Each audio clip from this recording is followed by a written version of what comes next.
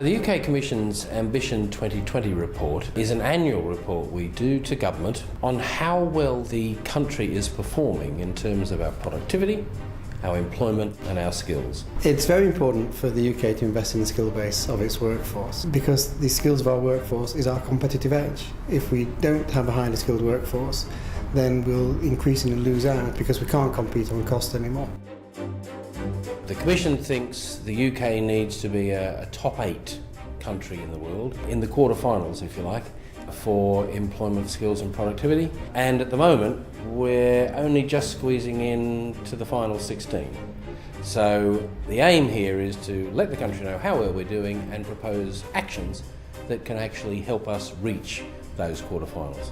It's important that we at least maintain and more favourably improve our position in the international rankings because the countries in the rankings are the top 30 countries in the world. They're the countries we have to compete against. Skills underpin our competitiveness, and if we are sliding down the international ranking in terms of skills, we're also going to be sliding down the international rankings in terms of competitiveness.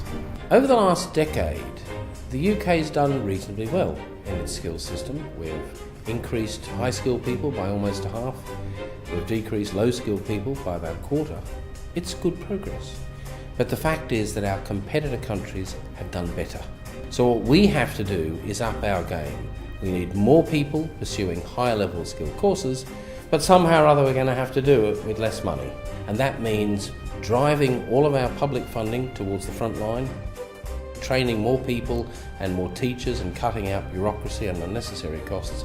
But I'm afraid it's also going to mean that employers and individuals are probably going to have to pick up a bigger share of the costs so that we can keep increasing learning whilst managing to keep our costs down. The skill levels of the workforce are fundamental and underpin two of the most important factors, which is the employment rate and the productivity.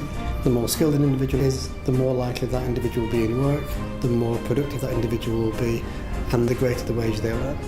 We have far too many people who don't have adequate literacy and numeracy skills, who have low or no qualifications, and who as a result are finding it harder and harder to get work.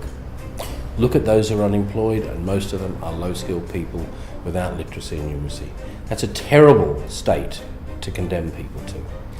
But the other area of significance is that we're really weak at those intermediate level skills, the sort of skilled trades, the senior managers in retail stores, the sort of technical specialists in engineering, construction, our plumbers, our painters, our electricians.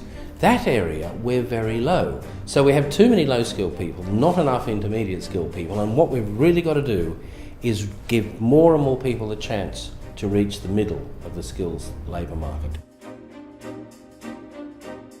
Apprenticeships are a key part of upskilling the people who are flowing into the workforce. It helps people get over that difficult transition from education into work. All the evidence is very clear.